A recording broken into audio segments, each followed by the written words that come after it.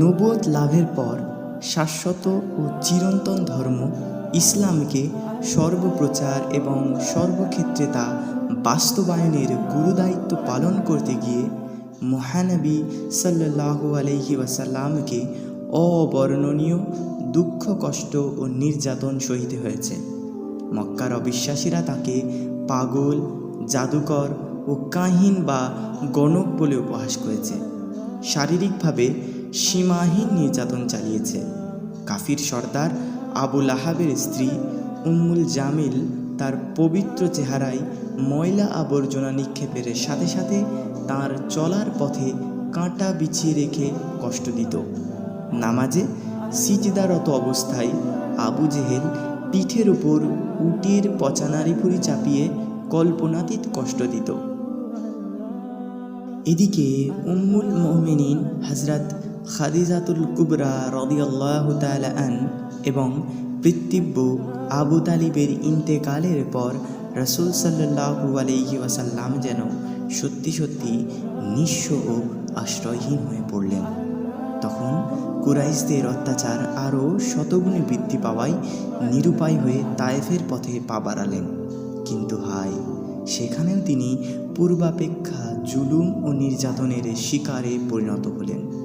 এমনকি তিনি যখন তায়েফবাসীকে সার্বজনীন জীবন ব্যবস্থা ইসলামের পথে আহ্বান জানালেন, তখন তারা সে ডাকে সাড়া তো দিলই না, বরং মারাত্মক কটূক্তি করতে শুরু করল। শুধু তাই নয়, স্থানীয় বখাটে ছেলেদের লেলিয়ে দিল মহানবী সাল্লাল্লাহু আলাইহি ওয়াসাল্লামকে নির্যাতনের জন্য। এই বখাটে পাষণ্ডের দল পৃথিবীর শ্রেষ্ঠতম মহামানবটির উপর চতুর্দিক থেকে অবিরাম প্রস্তর বৃষ্টি বর্ষণ করে তার সমস্ত নুরানি দেহ মোবারক রক্তপ্লাবনে ভাসিয়ে দিল। এখানেই শেষ নয়, বরং অবর্ণনীয় অত্যাচারে জর্জরিত ও প্রস্তরাঘাতে রক্তাপ্লুত কাতর মানুষটি চলৎশক্তি হারিয়ে বারংবার পড়ে গেলেও শিষ্টাচার বিবর্জিত নিষ্ঠুরের দল তার বাহু ধরে পুনরায় দাঁড় করিয়ে দিত, যাতে তাদের প্রস্তর নিক্ষেপে সুবিধে হয় এবং মহানবী সাল্লাল্লাহু আলাইহি ওয়াসাল্লামের জ্যোতির্ময় চেহারায় কষ্টের চিহ্ন দেখে আনন্দ লাভ করা যায়। নরাধম এই ঘৃণিত পশুর দল প্রস্তর বর্ষণ করে মহানবী সাল্লাল্লাহু আলাইহি ওয়াসাল্লামের শরীর রক্তস্নাত করে পিশাচের হাসি হেসেছিল এবং সীমাহীন আনন্দ উল্লাসে মেতে উঠেছিল। উহুদ যুদ্ধের সাময়িক বিপর্যয়ের ভয়াবহতম দৃশ্য অবলোকন করে উম্মুল মুমিনিন হযরত আয়েশা সিদ্দিকা রাদিয়াল্লাহু তাআলা আন বলেছিলেন, হে আল্লাহর রাসূল, উহুদের দিন অপেক্ষা দুর্যোগপূর্ণ দিন আপনার জীবনে কি কখনো অতিক্রান্ত হয়েছে? তিনি বললেন, হে আয়েশা, তোমার সম্প্রদায়ের লোকেরা যা কষ্ট দিয়েছে, এছাড়া আমার জীবনের সর্বাপেক্ষা দুর্যোগময় দিন হলো যেদিন আমি আবদে ইয়ালিলের পুত্রদের সামনে ইসলামের নীতিমালা পেশ করেছিলাম এবং তারা তা রোষাভারে প্রত্যাখ্যান করেছিল। অতঃপর বিষাদ ভরা চিত্তে আমি সেখান থেকে প্রস্থান করি এবং যন্ত্রণা কাতর শরীর নিয়ে শাহ আলিব নামক স্থানে এসে কিছুটা সম্বিত ফিরে পাই। ভয়, ভীতি, নির্যাতন ও প্রলোভনে কোনো কাজ না হওয়ায় শেষ পর্যন্ত মক্কার কাফেররা তাদের পরামর্শ গৃহ দারুন নাদওয়ায় সমবেত হলো।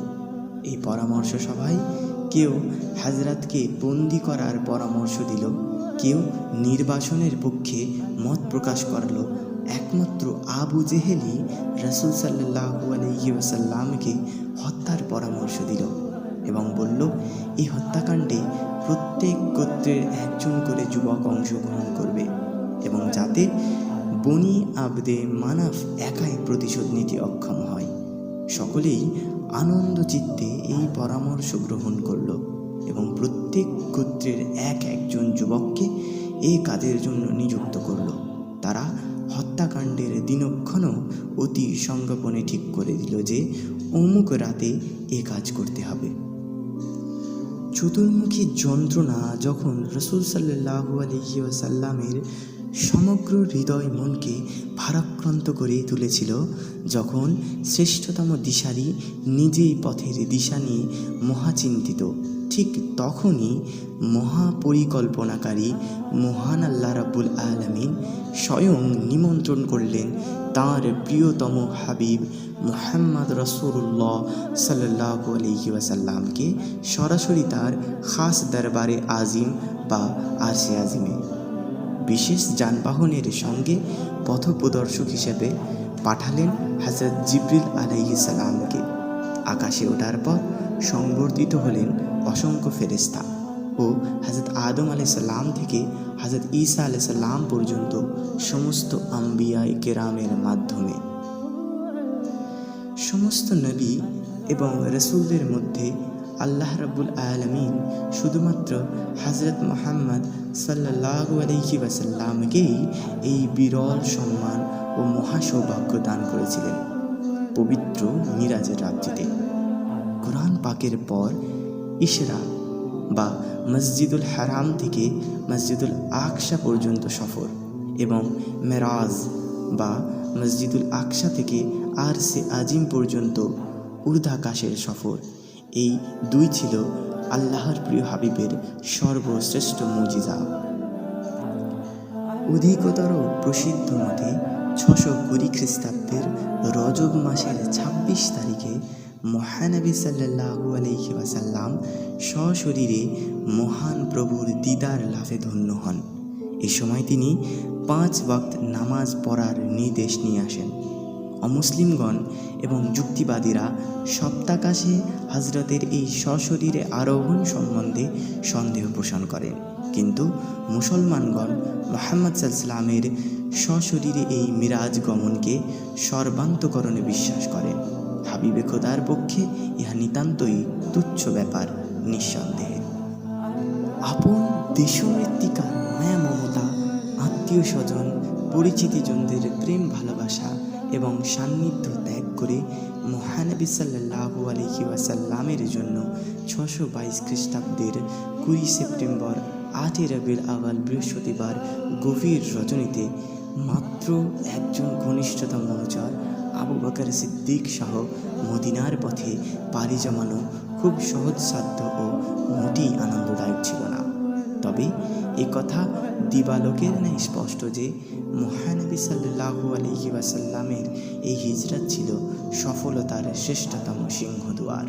ঠিক যেন পাতালপুরীর বিশালতম ফটকের দোদুল্যমান সত্য দরবারি, যাকে অতিক্রম করলেই ঘুমন্ত রাজকন্যা সহ পাতালপুরীর সমস্ত রত্নভাণ্ডার প্রাপ্তির পথ উন্মোচিত হবে। রাসূল সাল্লাল্লাহু আলাইহি ওয়াসাল্লামের মদিনা হিজরত অনুরূপ ঘটনাকেও হার মানায়, কারণ মক্কায় থাকাকালে যে মানুষটি একজন সাধারণ স্বাধীন মানুষ হিসেবে বসবাস করার সুযোগ পাচ্ছিলেন না, যে মানুষ তার নিজস্ব মতামত প্রকাশের অধিকার পাচ্ছিলেন না, যে মানুষ বেঁচে থাকার অধিকারটাও শেষ পর্যন্ত হারিয়ে ফেলেছিলেন আপন সমাজে, সেই মানুষটি মদিনায় এসে তার স্বীয় সত্য মতামত তথা আল্লাহ মনোনীত একমাত্র চিরন্তন ধর্ম ইসলাম প্রচারের অবাধ সুযোগ লাভের সাথে সাথে রাজাধিরাজ হওয়ার সুযোগ পেয়ে গেলেন, যার ফলে সত্যিকার ইসলামী সাম্রাজ্য গঠনও সহজতর হয়ে গেল এবং পরবর্তীতে ছেড়ে আসা মক্কা জয় করাও সম্ভব হয়েছিল। তাই সন্দেহাতীতভাবেই বলা যায় হিজরতের মধ্যেই লুকিয়েছিল সম্ভাবনা ও সাফল্যের কাঙ্ক্ষিত সোপান।